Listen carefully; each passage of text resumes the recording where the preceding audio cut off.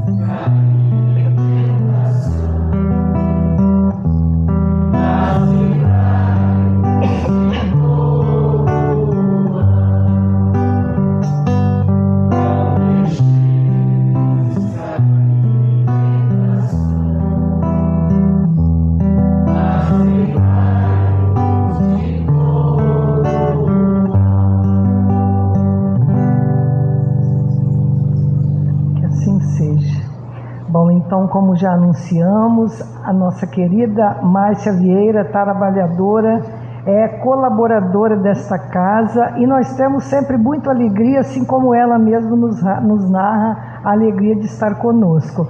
No tema de sua palestra, ela traz um poema, eu digo sempre o poema de Jesus, né? As Bem-aventuranças. Então, seja bem-vinda, Márcia. Boa palestra.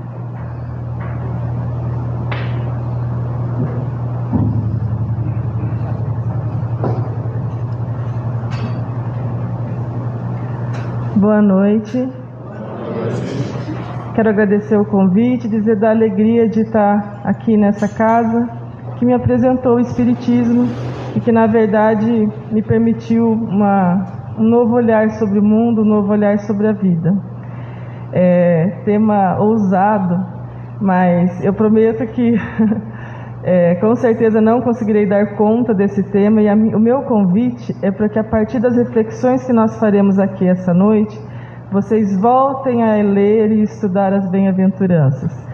O meu objetivo aqui com vocês é apresentar os 4 pilares que sustentam as bem-aventuranças e pensar que para cada uma das bem-aventuranças existe uma virtude muito própria. E quando a gente lê, a gente às vezes encontra até mais do que uma virtude em cada uma delas. Então não tenho a pretensão de esgotar esse tema, muito pelo contrário, a minha ideia é provocá-los a fazer uma nova leitura desse tema a partir de algumas considerações que não são minhas, que eu estudei, busquei um pouco de Haroldo Dutra Dias, de Jorge Elahá, que tratam desse tema em muitas palestras e com muita propriedade, e quero compartilhar com vocês esse estudo. Então é esse o objetivo aqui essa noite. Agradeço muito a oportunidade. Então, quando a gente vai para o Evangelho segundo o Espiritismo, né, uma obra que a gente está sempre redescobrindo, a cada Evangelho no Lar a gente relê passagens, dá novo sentido a essas passagens. Nós temos que pensar que essa obra ela é constituída de uma maneira muito cuidada. Cada detalhe dessa obra não está ali por acaso. E ao pensarmos nas bem-aventuranças, ao pensarmos nesse Evangelho, nós temos que observar como que ele é construído. E ali já tem a chave de leitura, os 4 pilares que eu afirmei agora há pouco, para que a gente possa entender as bem-aventuranças. As bem-aventuranças estão em 5 capítulos do livro do Evangelho segundo o Espiritismo, mas antes de iniciar as bem-aventuranças, Kardec apresenta o primeiro pilar para compreender essas bem-aventuranças. Então, como que ele começa ali o livro dos Espíritos, o Evangelho segundo o Espiritismo? Não vim destruir a lei. Para a compreensão das bem-aventuranças é imprescindível que a gente reconheça esse capítulo. Não vim destruir a lei. O Espiritismo, como terceira revelação, de modo algum vem negar a primeira revelação de Moisés, a segunda revelação de Jesus, muito pelo contrário, vem reafirmar as bases, né? Então, Moisés lá, vamos pensar, ele traz a sua revelação num período ainda da infância da humanidade, uma infância espiritual ainda da humanidade. Jesus já vem num período posterior em que a gente pode interpretar como a maioridade da humanidade, e Kardec, quando traz o Espiritismo, numa maturidade dessa humanidade espiritual. Então ele não vem destruir a lei, muito pelo contrário, tudo a seu tempo, ele vem reafirmar a lei.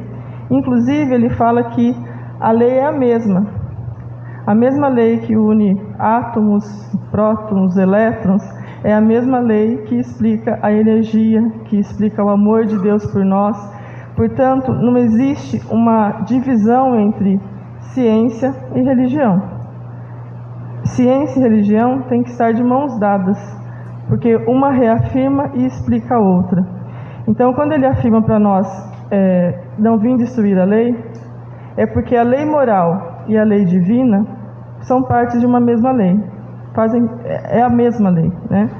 Então ele até fala, estudar o átomo é estudar uma relação conjugal, porque a gente está falando de energia, a gente está falando de atração, a gente está falando de coisas que estão, a lei natural está junto com a lei moral. E aí ele vai dizer que, claro, assim como cientistas usam metodologias diferentes, tratam de teorias distintas, nós também teremos diferentes olhares, teremos diferentes pontos de vista. Mas isso não significa que nós estamos contrários, nós estamos unidos e temos que pensar que essa lei, ela traz uma fé lúcida e a gente busca uma ciência boa.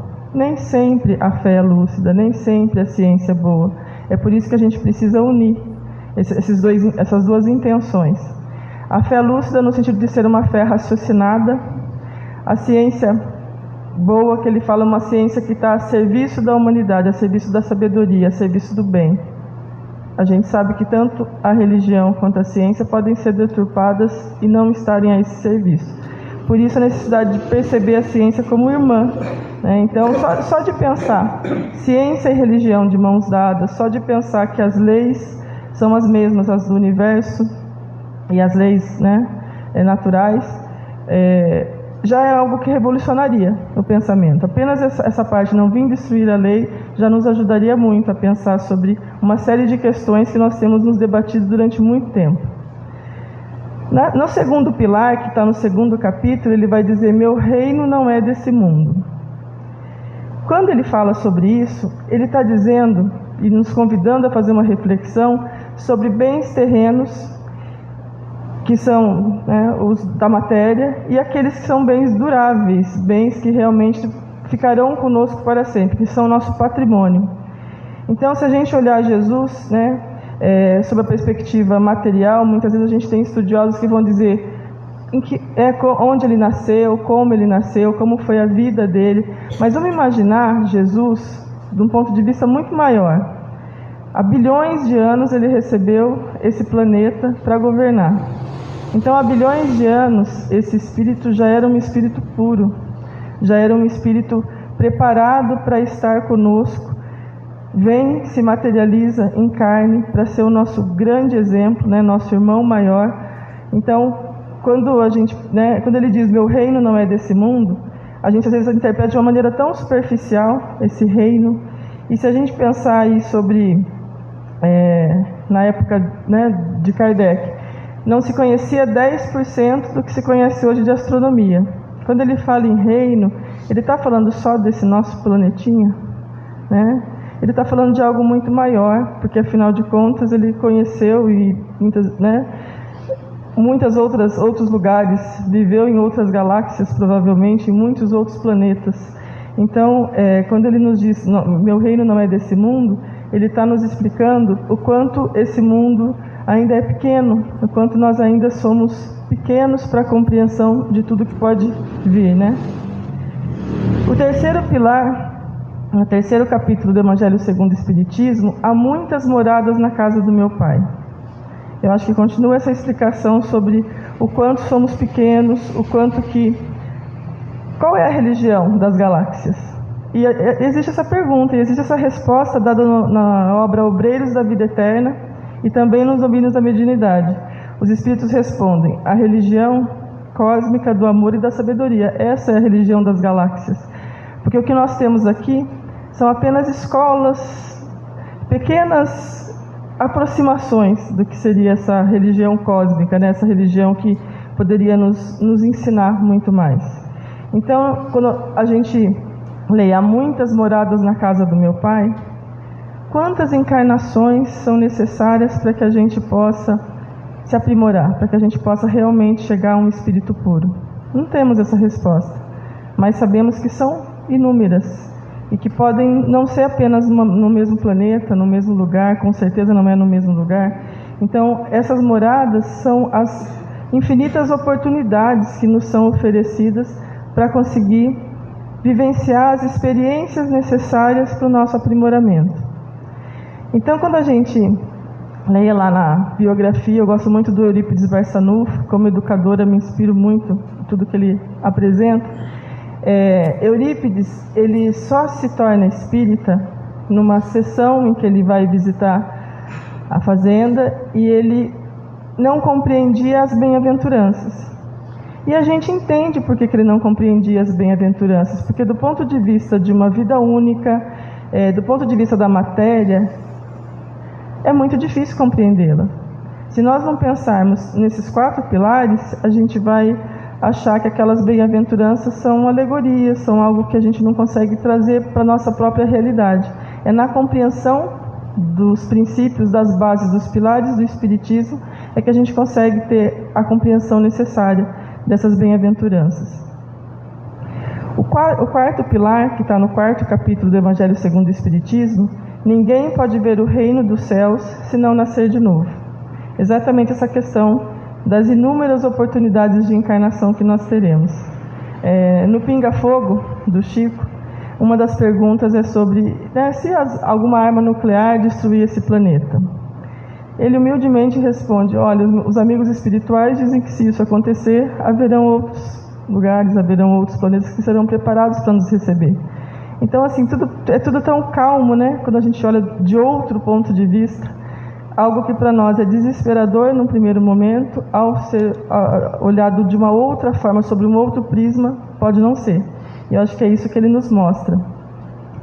Então, o Evangelho, ele é uma obra para o nosso espírito imortal, né? Ele fala de uma situação de vida eterna. E quando a gente faz esse estudo do Evangelho, não pode ser simplesmente... Não é uma obra para ser simplesmente estudada ou simplesmente conhecida, mas para ser sentida e vivida. Daí a necessidade mesmo de nós continuarmos esse estudo do Evangelho o tempo todo nas nossas vidas, porque nós vamos recebendo informações diferentes de acordo com o momento da nossa vida que a gente está vivendo. Então não é uma obra que a gente possa simplesmente passar por ela. Ela nos diz muita coisa em momentos diferentes. Então a gente muitas vezes tem uma leitura muito simplista do Evangelho. Nós vemos, por exemplo, a história da Maria Madalena e ficamos pensando na Maria Madalena. Mas vamos pensar, Maria Madalena já está espírito puro há muito tempo. O que de Maria Madalena continua em nós? O que nós podemos trabalhar das características desse espírito que ainda continuam no nosso mundo terreno hoje? Judas, né? Como acabamos de passar pela Páscoa, como Judas é pensado como aquele traidor. Mas Judas, inclusive numa entrevista para Humberto de Campos, ele conta, né, do seu encontro com Maria, do perdão que aconteceu naquele encontro. Então Judas, ele já está também, né, provavelmente um espírito puro. Mas o que em Judas, né, o que na história dele, o que naquilo que a gente lê sobre ele, ainda vive no nosso meio? O que tem para nos ensinar a vida desse espírito? É isso que a gente precisa refletir. É por isso que a Alcione, no livro Renúncia, ela fala sobre essa questão, né, do Evangelho não ser apenas conhecido e estudado, mas ser sentido e vivido. Então, para nós nos darmos a oportunidade de realizar essa leitura do Evangelho, nesse sentido de buscar encontrá-lo na nossa vida e vivê-lo, que é um desafio para todos nós, né? Então a nossa ótica, né, nossa visão de mundo se altera quando a gente faz esse tipo de leitura do Evangelho. Ali estão os 4 primeiros capítulos, né, do Evangelho segundo o Espiritismo. No 5º capítulo, Kardec não começa pela primeira bem-aventurança que Jesus fala sobre os pobres de espírito. Ele faz uma inversão, e também com certeza não é uma inversão qualquer. Ele traz: bem-aventurados os aflitos, pois serão consolados. Porque no capítulo 6 vem o Cristo Consolador. Então percebam como tem uma articulação entre... Vou ficar nesses 6 primeiros capítulos. Como que a gente tem, nos 4 primeiros capítulos, os pilares que nos ajudam a compreender as bem-aventuranças. No 5º capítulo, a questão dos aflitos, porque serão consolados. E no 6º capítulo, o Cristo Consolador. Então, numa sequência que nos faz perceber o papel do Espiritismo nas nossas vidas, que nos faz compreender que as aflições fazem parte de um processo de aprendizado. Não se aprende como quem observa a chuva, não se aprende como quem apenas lê um poema. Aprendizado é algo árduo, exige um esforço. Ninguém aprende sem esforço. Então, essas aflições, que podem ser ditas como sofrimentos ou dores, elas têm a ver com esse processo de aprendizado. aquele processo que vai ficar impresso no nosso espírito como aprendizado, porque nós passamos pela experiência.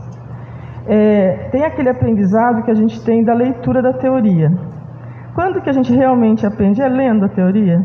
É vivendo na prática aquilo que a gente soube na teoria, mas vivenciou, experimentou, né? Existe algo mais profundo que nos traz a aprendizagem.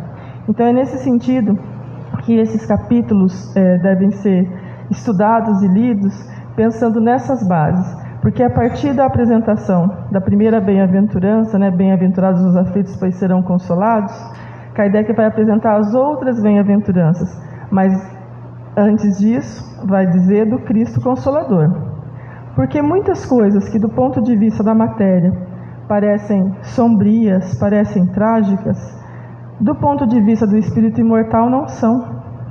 Vamos dar um exemplo. De uma maneira muito sombria, se a gente diz aqui: tudo que nós temos, perderemos. Todas as pessoas que nós amamos não estarão na nossa vida para sempre. Parece algo muito sombrio, é algo doloroso. Mas quando a gente tem o Cristo Consolador e o ponto de vista de um Espírito eterno, nós sabemos que quem se ama jamais se separa, que o amor nos atrai e que nós seremos eternamente unidos às pessoas que nós amamos, que nós não perdemos nada, até porque nós não temos nada, é tudo uma ilusão da matéria. Então percebam como o Cristo Consolador nos ajuda a pensar de uma outra perspectiva, que as mesmas questões vistas de um outro modo. E nós temos a oportunidade de ter esse conhecimento. Esse conhecimento nos traz uma grande responsabilidade, porque nós temos a possibilidade de olhar para muitos fatos da vida e observarmos esses fatos de uma maneira menos material, vamos chamar assim, menos dolorosa, sabendo que essa vida não é única e que nós estamos vivendo um momento desse aprendizado. Vamos pensar um pouquinho em que momento da história Jesus traz as bem-aventuranças. Aquela comunidade, ela foi educada, acostumada a pensar assim: os homens que têm uma obediência a Deus, eles têm uma vida longa, são longevos. Então, era um sinal de obediência a Deus, uma vida longa. Mas não era só a vida longa, tinha que ter beleza, saúde, riqueza e prosperidade.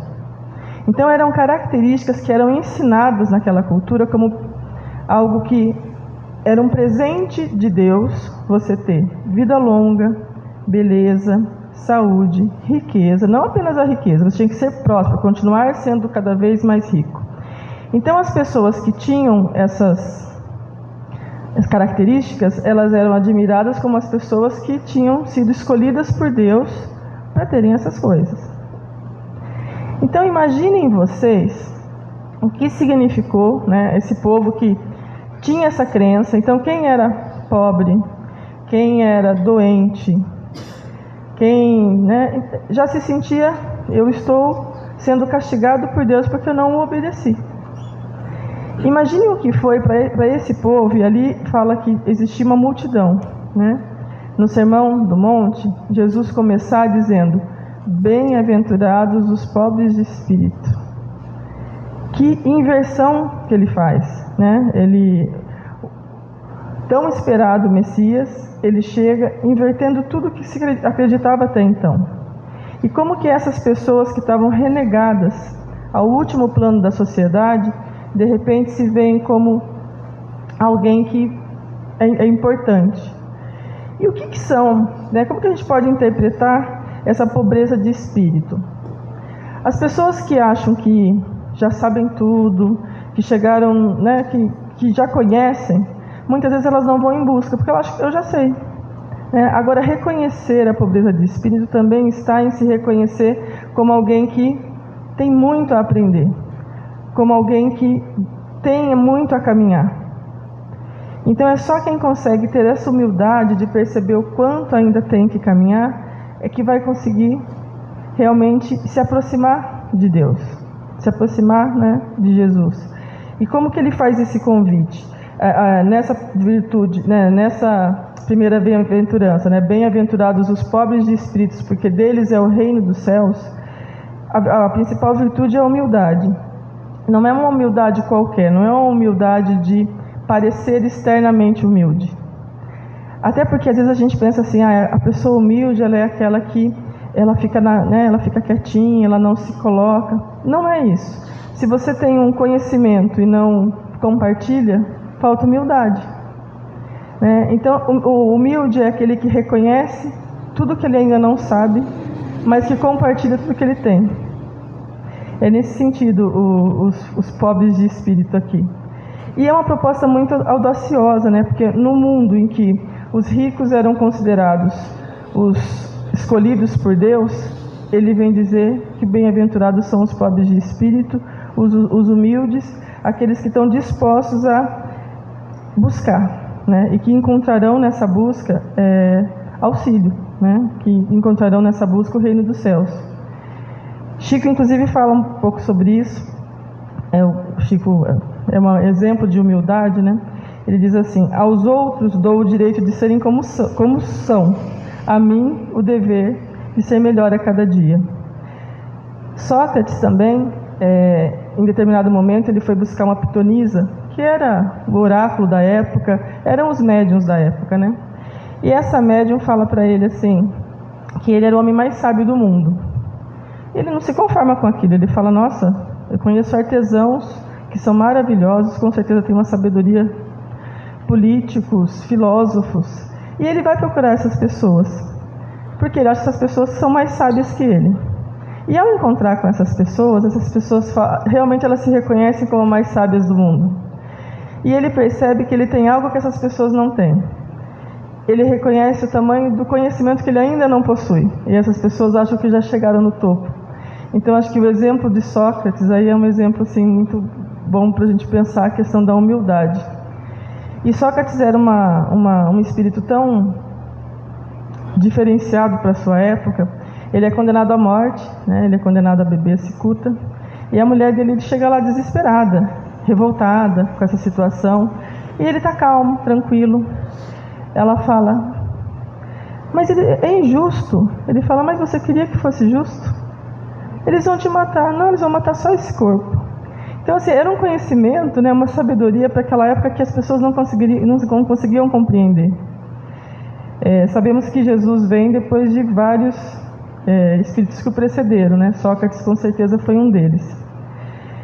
Logo após os pobres de espírito, vai aparecer os bem-aventurados os que choram, porque serão consolados. E muitas vezes esse choro vem da constatação do quanto nós erramos, do quanto nós estamos distantes daquilo que nós gostaríamos de ser. E esse é o primeiro passo para a gente começar a mudança, porque ninguém é perfeito. E nós não vamos dar conta de acabar com as nossas imperfeições numa única encarnação. Nós não temos só essa oportunidade, e essa é uma riqueza que o Espiritismo nos dá. Somos pobres de espírito, choramos muitas vezes, mas bem-aventurados os que choram, pois serão consolados, serão cuidados. Nós sabemos a quantidade de espíritos que afiançaram a nossa vinda para o plano carnal, a quantidade de espíritos que estão torcendo por nós, muitos trabalhando junto conosco para que a gente consiga cumprir o nosso plano evolutivo. Então, mas não é bem-aventurados os que choram simplesmente com pena de si mesmos, aqueles que choram, mas conseguem vencer as dificuldades com resignação, que passam pela dor, pelo sofrimento, buscando atribuir sentido. O que eu tenho a aprender com essa experiência? Porque se a gente simplesmente passar por ela se vitimizando, pode ser que a gente não colhe o aprendizado que ela tinha que nos trazer, e a gente precisa passar pela prova de novo. Como na escola, eu reprovei naquela disciplina, vou ter que fazer de novo. Então, buscar realmente, ao passar por momentos difíceis, que a gente sabe que não veio aqui a passeio, viemos para aprender, o que nós temos a aprender com essa experiência? Porque são experiências e elas não estão à toa. Sabemos que tudo passa, sabemos que estamos vivendo um capítulo de uma história de milhares de capítulos provavelmente, e isso nos faz ter um outro olhar sobre as coisas da nossa própria vida. Então no bem-aventurados os que choram, nessa bem-aventurança, a virtude é a resignação. Bem-aventurados os mansos, porque eles herdarão a terra. Aqui acho que já está no título, né? A mansuetude como a grande virtude. E o que significa herdar a terra? O que será que tinha... por que esse termo, né? Herdar a terra tem a ver com autocontrole, né? O controle sobre si mesmo. Era um povo que tinha muito essa questão de se fixar num lugar. Então, herdar a terra naquele momento era ter uma estabilidade, que era o que aquele povo estava buscando. Eles buscavam um profeta que pudesse salvá-los, né, para que eles pudessem ter um ambiente que fosse deles. Então, nesse sentido que aparece a questão da herança, né, da terra. E essa mansuetude na relação com Deus, né? Como que a gente manifesta essa nossa relação? Temos fé, esperança, confiança? Na relação com o próximo, conseguimos agir de maneira calma, tranquila? E com o nosso próprio mundo interior, será que nós nos perdoamos? Como que é essa nossa relação, né? Bem-aventurados os puros de coração, porque eles verão a Deus. É um convite à reflexão sobre as nossas próprias ações. O que é essa pureza de coração? Quando Jesus, e ele fala disso em outro momento também, quando ele fala, deixai vir a mim os pequeninos. O que é essa pureza de coração? É essa possibilidade de se relacionar com o outro sem julgá-lo. Isso é pureza de coração. Nós só nos tornamos humanos na relação com outros humanos. Não podemos negar esse tipo de relação. Cada pessoa que está na nossa vida não está à toa, não está por acaso.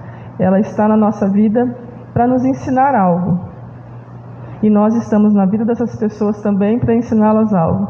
Que marcas nós temos deixado na vida das pessoas que estão conosco?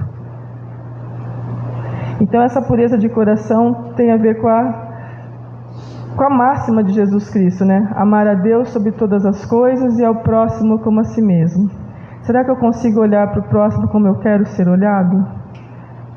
São reflexões que nós temos que fazer o tempo todo e cobranças que nós temos que fazer como Santo Agostinho, à noite, né, ao deitar, pensar, será que eu consegui ter pureza de coração? Será que eu consegui ter calma, mansuetude na minha relação com o próximo?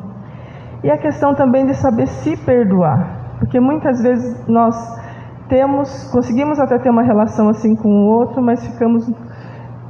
É um equilíbrio, né? Porque eu tenho que perceber aquilo que eu ainda posso buscar, mas eu tenho que saber das minhas limitações e me perdoar por muitas vezes não conseguir. Não é se ficar se recriminando. Imaginem vocês se Paulo de Tarso tivesse no encontro com Jesus em Damasco passado a se arrepender simplesmente de tudo que ele tinha feito e paralisado por ali.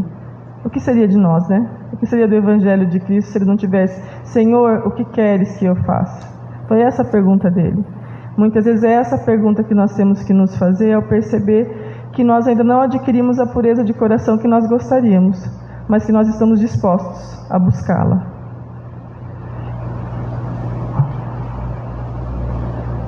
E claro, quando a gente fala de pureza de coração, estamos falando diretamente da reforma íntima, né? Que o Espiritismo tanto prega e que a gente tem que buscar o tempo todo, né? Reconhece o verdadeiro espírita pela sua transformação moral e pelo esforço que faz para domar suas más inclinações.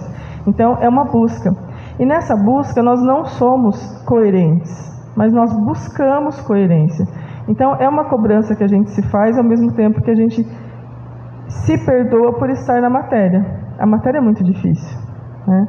O próprio Jesus, ele fala no diálogo com Pedro, que o homem no mundo, né, no mundo material, ele é mais, não vou lembrar agora o termo exato, mas que ele está mais equivocado do que ele é cruel. Ele ainda está buscando, né, acertar. E muitas vezes ele erra simplesmente porque ele está na matéria, porque ele não consegue sair dessa visão ainda menor que é a matéria, e ele acaba derrapando. Bem-aventurados os pacificadores, porque eles serão chamados filhos de Deus. A paz, né? A paz que tanto a gente prega e que muitas vezes a gente não consegue viver. A paz que a gente tem que buscar dentro de nós, dentro do nosso lar, da nossa família, da nossa vizinhança, ainda no pequeno, para conseguir conquistar o maior, né? E essa semana, né, nós perdemos, entre aspas, né, foi para o plano maior o Papa Francisco, que foi um grande discípulo da paz, né? Ele é admirado por todas as religiões, justamente por ter sido essa pessoa que sempre pregou a paz e buscou coerência com a paz, independente das grandes dificuldades que ele enfrentava, mesmo internamente, sempre buscando uma fala muito coerente em busca da paz, né? E como é difícil a gente ser pessoas de paz num mundo em que somos provocados a reagir, né? A não deixar sem resposta. E o Haroldo Dutra Dias fala que nós deveríamos ser promotores da paz, bombeiros de Deus. Será que a gente consegue? Que a espiritualidade conta conosco para que a gente possa, onde a gente estiver, levar a paz, que está na própria oração de São Francisco, né? Então que a gente consiga assim buscar e pedir, porque a gente muitas vezes sozinhos não consegue, mas temos pedido suficientemente para os nossos mentores, nossos anjos da guarda, que nos iluminem nessa busca pela paz, para que a gente possa ser respeitoso, buscar esse equilíbrio, para que a gente consiga realmente viver bem nesse lugar que nós estamos. E é uma paz que não é apenas entre as pessoas, mas também da nossa relação com o ambiente que nós vivemos, com as plantas, com os animais, que são, na verdade, fontes de paz e muitas vezes a gente não consegue observá-los no nosso dia a dia corrido. Então, uma árvore, uma flor, um animal, uma planta. Quantas vezes a gente poderia estar usufruindo da paz quando a gente busca, quando a gente não consegue nas pessoas, a gente pode buscar em tantas outras elementos da natureza que estão à nossa disposição. Então, seria um chamado mesmo pela paz. A afabilidade, a doçura, elas fazem parte de uma conquista espiritual, que a gente vai buscando no exercício mesmo, exercício de exercitar, de fazer muitas vezes, de se cobrar, que a tarefa seja realizada, e não herdará somente a terra, aqueles que forem em busca da paz, com certeza herdarão o universo. Afinal de contas, a terra é algo muito pequeno, para quem desenvolveu essa virtude. A busca pela paz tem a ver com altruísmo, Eu não estou pensando numa paz para mim, eu estou pensando numa paz que possa abraçar as pessoas. Bem-aventurados os misericordiosos, porque eles alcançarão misericórdia. E quando a gente fala de misericordiosos, a gente sempre lembra da compaixão, da benevolência, que é a vivência, do amor entre as pessoas. E às vezes é fácil pensar na misericórdia, na compaixão, quando a gente fala da pobreza material, das necessidades materiais. Mas muitas vezes essa compaixão, essa misericórdia está no ato da escuta, está no ato do olhar, está nos gestos, está na maneira como a gente age em coisas muito pequenas, está nos detalhes. E a virtude ligada a essa bem-aventurança, bem-aventurados os misericordiosos, é o perdão e a compaixão. Então, o perdão das ofensas é uma indulgência, é uma maneira de você realmente conseguir desenvolver uma qualidade que você consegue ver no outro, E o perdão não é somente perdoar o outro, é perdoar a si mesmo, é deixar de carregar um peso, quando você consegue exercer o perdão. Perdão é compreensão, é perceber que cada um de nós tem um processo evolutivo próprio, estamos em diferentes momentos desse processo e não podemos exigir de alguém que está iniciando o processo que tenha a mesma percepção de alguém que já está no meio do processo ou alguém que já está ao final desse processo. Se nós tivermos esse olhar, a gente consegue julgar menos. O ideal seria que a gente não julgasse mais, Uma outra bem-aventurança que nos faz refletir bastante sobre o nosso cotidiano, inclusive sobre o perdão, tem uma historinha, vi aqui agora, que foi uma experiência feita num grupinho de evangelização, em que as crianças tinham que carregar batatas. E aí elas tinham que colocar na bolsa e levar essas batatas onde elas fossem. E aquelas batatas no começo era engraçado, depois começou a ficar incômodo, né? Ficou pesado, tinha um cheiro ruim. E ao retornar, a educadora fala assim: o que vocês queriam fazer com as batatas? Né? Jogar fora. E por que vocês não jogaram? Não era para carregar? Não, a gente falou do desafio das batatas. Você ia fazer com elas o que você, né? Então ela fala, quantas vezes a mágoa, usou esse exemplo, quantas vezes a gente carrega algo que está fazendo mal para nós, que está sendo um peso, que está com um cheiro ruim, que não está legal, e a gente continua carregando, né? Para quê? Será que a gente não poderia jogar fora? O que a gente tem carregado que poderia jogar fora, que a gente continua levando? Então, ela deu esse exemplo para pensar na questão das mágoas, né, e do perdão das ofensas, que não é algo que a gente faz pelo outro, mas fazemos muito por nós mesmos. Bem-aventurados os que sofrem perseguição por causa da justiça, porque deles é o reino de Deus, o reino dos céus. Tem algumas traduções que trabalham com o reino de Deus, outras com o reino dos céus. Normalmente, os judeus que buscavam não usar o nome de Deus em vão usam o reino dos céus. E o Elahá, ele comenta como é interessante perceber reino dos céus, porque é algo que só aparece no novo evangelho, né, não aparece no antigo, e que está sempre no plural, né, reino dos céus. Tem muito a ver com há muitas moradas na casa do meu pai. Não aparece no singular, sim, sempre no plural. E ele fala um reino de Deus, um reino dos céus, porque é algo feito, está em nós, mas também é feito por cada um de nós. Nós sabemos que o mundo espiritual ele é plasmado pela energia dos espíritos que estão ali. Não é Deus que criou o umbral. São os espíritos que estão ali com a mesma energia sendo emanada que criam aquele ambiente. A mesma coisa no nosso lar ou num lugar muito mais puro. São os espíritos que estão ali, né, que vão criando esse plasma e criando esse ambiente. Então, deles é o reino dos céus, no sentido, em nós, esse reino também somos nós que criamos, porque nós nos sentimos como nós nos relacionamos com o mundo e com as pessoas. E o reino dos céus, no momento que a gente já está na parte espiritual, que nós estaremos num lugar muito ligado à nossa própria energia. Então é assim que ele explica essa questão do reino dos céus. E a questão de sofrer perseguição por causa da justiça. É aquela questão que eu vejo como nós não podemos simplesmente nos conformar com as coisas como elas estão, porque elas não são. E se a gente acha que as coisas não estão da maneira como elas deveriam estar, nós temos obrigação de lutar para que elas estejam melhores, né? Para que as pessoas vivam de uma maneira melhor. Então ele vai dizer, né, ser perseguido por causa da justiça não se limita à perseguição física, legal, mas às suas ações no dia a dia. Quem você busca incluir na sua vida no dia a dia? Quem que você traz? E evitar as pessoas, né, que sofrem uma rejeição social. O que a gente tem pensado sobre elas? O que a gente tem feito, né? O Alan, que de vez em quando faz palestra aqui, eu lembro de uma palestra que ele falou que nós, isso me marcou bastante, que nós ainda teremos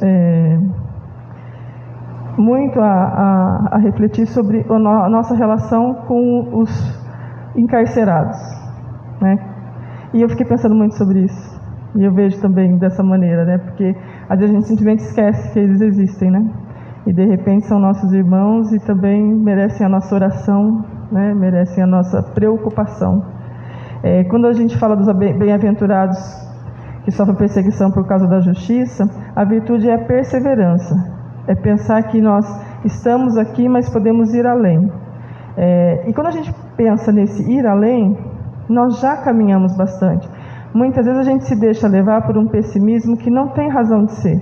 Se nós olharmos a nossa sociedade há 100 anos atrás, quantas conquistas aconteceram, quanta inclusão, quanto olhar, né? Quantas coisas que hoje nos deixam indignados e há pouco tempo atrás não nos deixavam. Então a gente tem muito a comemorar. É que nós ficamos olhando muito o aqui e o agora, e muitas vezes ligados a notícias que vendem, né? Notícia ruim vende, notícia boa nem sempre. Então, assim, como que nós temos que estar preparados para olhar para o mundo de uma perspectiva otimista, não negando o que ele tem de ruim, lutando para que a gente possa superar o que ele tem de ruim, mas também reconhecendo que nós evoluímos muito. Se nós pensarmos que há menos de 50 anos atrás o feminicídio não era considerado um feminicídio, a mulher poderia ser morta por... Quanta coisa mudou. O racismo era muito aceito, infelizmente, socialmente. Quanta coisa mudou. Então nós temos que comemorar essas conquistas e pensar que o mundo está caminhando e nossa ação no mundo contribui para que essas mudanças aconteçam. Então, não desistir das nossas ações no mundo. Bem-aventurados sois vós, quando vos injuriarem e perseguirem, e, mentindo, disserem que todo mal contra vós por minha causa. Eu lembro bastante das histórias que a gente ouve do Espiritismo há 100 anos atrás. Quantas pessoas tinham que se esconder para conseguir entrar numa casa espírita, para conseguir exercer a sua fé. Ser justo, praticar a lei da justiça, amor e caridade na sua essência, sempre teve seu preço.